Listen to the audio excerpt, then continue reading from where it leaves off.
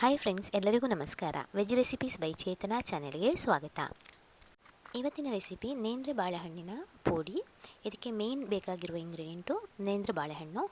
ಇಲ್ಲಿ ಪಾತ್ರೆಯಲ್ಲಿ ನಾನು 1 ಚಮಚದಷ್ಟು ಉಪ್ಪು, ಅರ್ಧ ಚಮಚದಷ್ಟು ಖಾರದ ಪುಡಿ, ಹಾಗೆ ಅರ್ಧ ಚಮಚದಷ್ಟು ಅರಿಶಿನ ಪುಡಿ, ಜೊತೆಗೆ 1 ಚಮಚದಷ್ಟು ಓಂಕಾಳು ಹಾಕ್ಕೊಂಡಿದ್ದೇನೆ. ಇದಕ್ಕೆ 4 ಸೌಟಿನಷ್ಟು ಕಡಲೆ ಹಿಟ್ಟನ್ನು ಹಾಕ್ಕೊಳ್ಬೇಕು.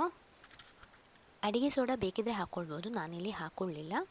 ಆಮೇಲೆ ಇದಕ್ಕೆ ನೀರನ್ನು ಸೇರಿಸಿ ಚೆನ್ನಾಗಿ ಮಿಕ್ಸ್ ಮಾಡಬೇಕು. ಮಿಕ್ಸ್ ಮಾಡುವಾಗ ಯಾವುದೇ ಗಂಟುಗಳು ಇರಬಾರ್ದು.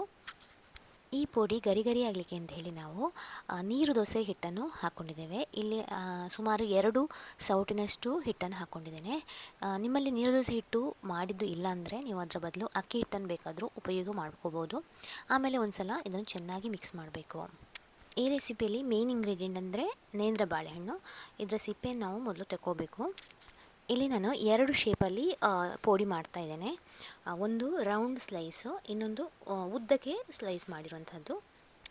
ಬಾಳೆಹಣ್ಣನ್ನು ಮೊದಲಿಗೆ ಮಧ್ಯಕ್ಕೆ ಕಟ್ ಮಾಡಿ ಹಾಗೆ ಉದ್ದಕ್ಕೆ ಸ್ಲಿಟ್ ಮಾಡ್ತಾ ಇದ್ದೇನೆ.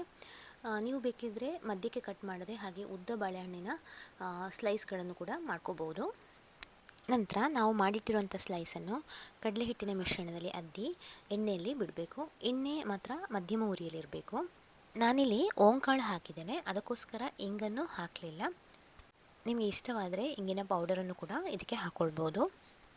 ಪೋಡಿಯ ಬಣ್ಣ ಗೋಲ್ಡನ್ ಬ್ರೌನ್ ಆದಮೇಲೆ ಅದನ್ನು ನಾವು ಎಣ್ಣೆಯಿಂದ ತೆಗಿಬೇಕು. ಇಲ್ಲಿ ನಾನು ಟಿಶ್ಯೂ ಇರುವಂಥ ಪಾತ್ರೆಗೆ ಟ್ರಾನ್ಸ್ಫರ್ ಮಾಡ್ಕೊಂಡಿದ್ದೇನೆ. ಇವಾಗ ರುಚಿಕರವಾದ ಹೊರಗಡೆ ಸ್ಪೈಸಿ ಹಾಗೆ ಒಳಗಡೆ ಸ್ವೀಟ್ ಟೇಸ್ಟ್ ಇರುವಂಥ ನೇಂದ್ರೆ ಬಾಳೆಹಣ್ಣಿನ ಪೋಡಿ ರೆಡಿಯಾಗಿದೆ. ಈ ಪೋಡಿ ಮಾಡಲಿಕ್ಕೂ ಸುಲಭ. ನೀವು ಕೂಡ ಈ ರೆಸಿಪಿಯನ್ನು ಟ್ರೈ ಮಾಡಿ ನೋಡಿ, ಹೇಗಾಗಿದೆ ಅಂತ ಹೇಳಿ ಕಮೆಂಟ್ ಬಾಕ್ಸಲ್ಲಿ ತಿಳಿಸಿ. ವಿಡಿಯೋ ಇಷ್ಟವಾದಲ್ಲಿ ಲೈಕ್ ಮಾಡಿ, ಶೇರ್ ಮಾಡಿ, ಚಾನೆಲ್ಗೆ ಸಬ್ಸ್ಕ್ರೈಬ್ ಮಾಡಿ. Thank you for watching.